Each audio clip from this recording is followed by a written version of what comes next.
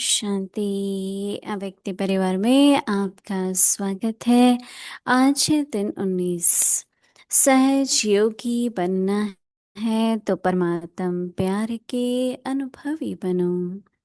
आज का विषय है सर्वगुणों के सागर में समा जाना। अव्यक्त शरीर जैसे कोई सागर में समा जाए तो उस समय सिवाय सागर के और कुछ नजर नहीं आएगा। तो बाप अर्थात सर्वगुणों के सागर में समा जाना, इसको कहा जाता है लवलीन स्थिति।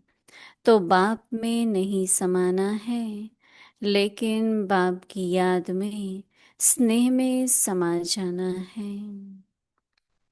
अभी हम मोहिनी दीदी से सुनेंगे।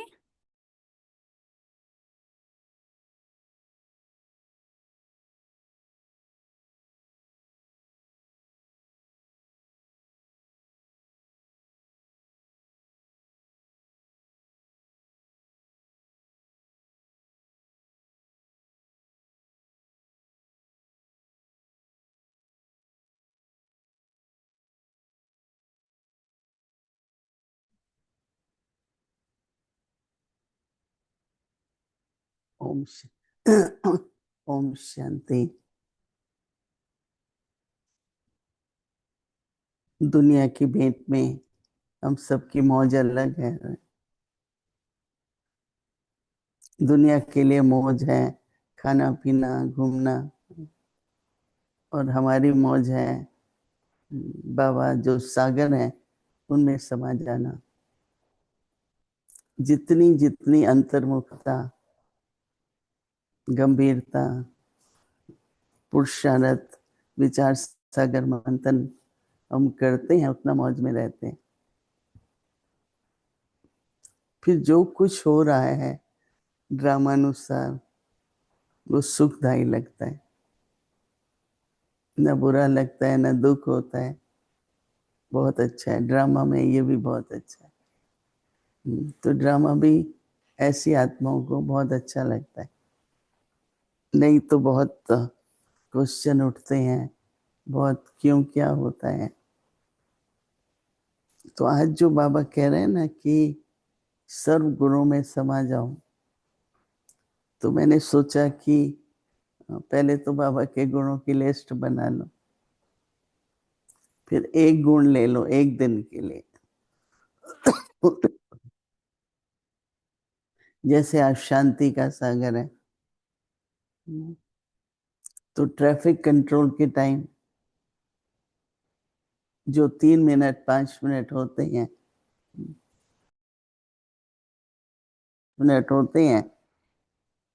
तो उसमें उस गुण को लो। 3 मिनट 5 मिनट ऐसे तो ट्रैफिक कंट्रोल,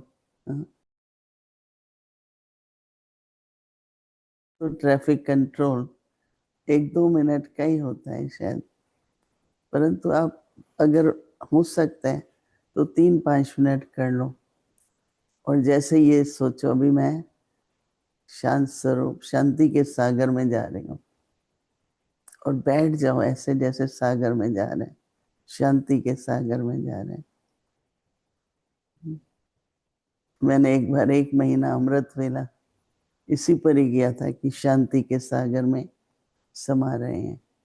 तो क्या होता है, जो बाबा के गुण हैं वो खुद में जैसे समाने लगते हैं, और हम हमारे स्वरूप में शांति का सबको अनुभव होता है। तो यही हम चाहते हैं कि हमें भी अनुभव हो और दूसरों को भी अनुभव हो। तो उसके लिए समाना बहुत जरूरी है। बाबा कितना कह रहे हैं ना, लवलीन हो जाओ, सागर में समा जाओ। तो करके देखो ना, उसकी रिजल्ट भी अच्छी होगी, प्राप्ति भी अच्छी होगी। और सबसे बड़ी बात यह है कि बाबा की दृष्टि जाती है। जैसे क्लास में स्टूडेंट्स हर प्रकार के होते हैं, पर अच्छे स्टूडेंट पर टीचर की नजर रहती है। और टीचर को ये पता होता है कि ये होमवर्क कर रहा है बच्चा, तो हमारे पुरुषार्थ की भी ऐसी क्वालिटी हो जो बाबा की नजर जाए। तो ऐसा नहीं होता, कई कहते हैं कई बाबा के फेवरेट है, फेवरेट तो जरूर होंगे ना, अच्छा पुरुषार्थ करेंगे तो बाबा उनको लाइक करेगा, ज्यादा वरदान देगा।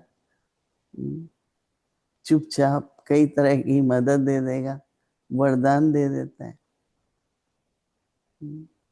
तो क्यों ना हम बाबा की नजरों में रहें। तो हम जो कुछ भी करते हैं ना, बस ये सोचो बाबा देख रहा है, बाबा तो देख रहा है ना।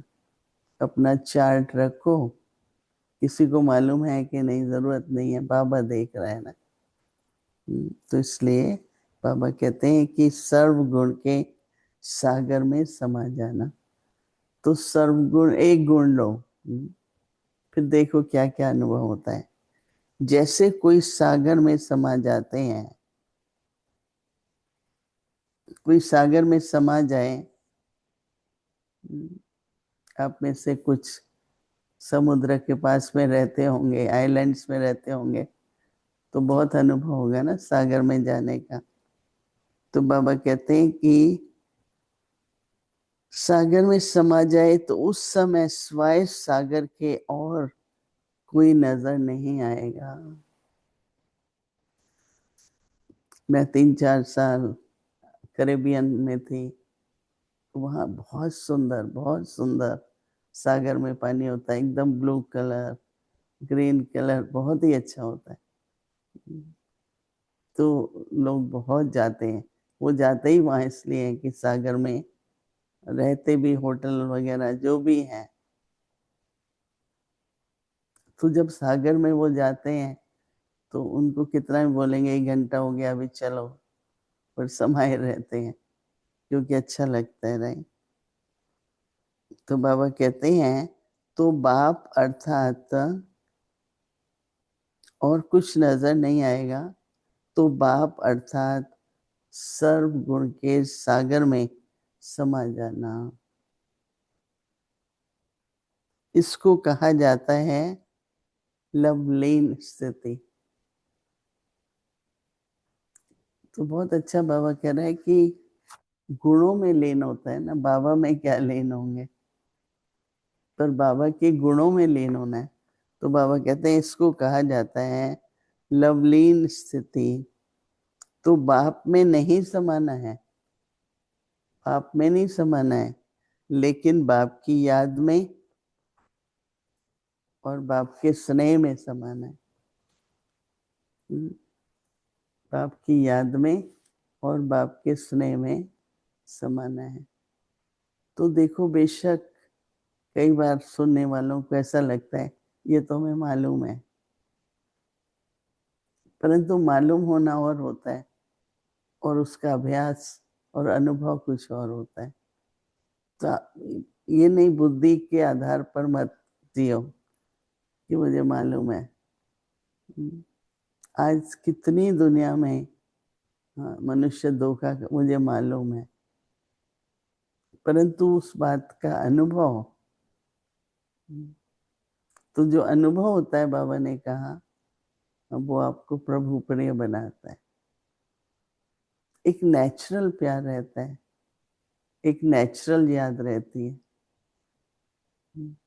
तो इसलिए हमारा सबका अभ्यास आज के दिन कोई भी एक गुण लेकर के उसमें समा जाओ। चलो, अनुभव नहीं होता, संकल्प करो, मैं शांत स्वरूप आत्मा, शांति के सागर की संतान हूँ, मैं शांत स्वरूप आत्मा, ऐसे सोचते रहो। तो सर्व गुण एक दिन में तो नहीं आएंगे, पर एक गुण ले लो और फिर उसके बाद जो भी बात सुनो, देखो, परिस्थिति आए, शांत स्वरूप। क्योंकि स्वरूप में जब वो गुण दिखाई देता है तो किसी को कोई भी बात कहते हैं तो वो जो वाइब्रेशंस होती है ना, उससे उसको वो बात मान भी लेते हैं, अच्छी भी लगती है, वातावरण भी ऐसा हो जाता है। तो एक शांति के गुण से आपको कई गुणों का अनुभव होगा। शांति है तो धैर्यता है, शांति है तो सहन शक्ति भी है। ऑटोमेटिकली और अनेक गुण जो हैं वो एक गुण से कनेक्टेड है। जैसे नहीं बाबा कहता है कि 5 विकार आपस में भाई भाई हैं। काम होगा तो क्रोध आएगा, अहंकार आएगा, ऐसे एक दूसरे से कनेक्टेड है। ऐसे गुण भी ऐसे ही। तो इसलिए आज के दिन का ये अभ्यास है कि एक गुण को लेकर के तो सभी एक गुण ले लो। आज हम कितने हैं आपस में, व्यक्ति परिवार में अगर एक गुण का करते हैं तो उसकी कितनी पावरफुल वाइब्रेशंस होंगी। कई लोग राय देते हैं कि आप ऐसा करो कि मंडे को सभी प्रेम स्वरूप, ट्यूसडे को शांति स्वरूप, सारे विश्व में सभी एक ही गुण का अभ्यास करें तो उसकी काफी पावरफुल वाइब्रेशन होगी। तो मैंने उनको कहा ठीक है, बातचीत करेंगे, क्या संभव है, फिर उसका कोई प्रोग्राम बनाएंगे। लेकिन अभी तो व्यक्ति परिवार में भी हम बहुत हैं, तो हम सभी मिलके करें तो यज्ञ कुंड है ना ये, तो इससे जो ज्वाला, शांति की ज्वाला उठेगी, तो कितना उसका प्रभाव होगा। तो इसलिए सभी के मन में ये होता है ना, यज्ञ कैसे संपन्न होगा, क्या होगा, तो ऐसे ही संपन्न होगा ना। और फिर क्या है, जितने भी छोटे मोटे विघ्न आते हैं वो धारणा की कमी से ही आते हैं ना।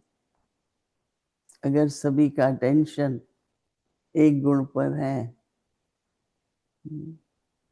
तो सभी अगर शांति में है तो क्या पावरफुल वातावरण होगा। जोर से बोलना, कोई बात का दुख लेना, छोटी छोटी बातें, वो अपना व्यर्थ जाना बंद हो जाएगा। फिर समर्थी रहेगी, कार्य भी ज्यादा कर पाएंगे, अपने को बहुत बहुत खुशी भी होगी। ओम शांति।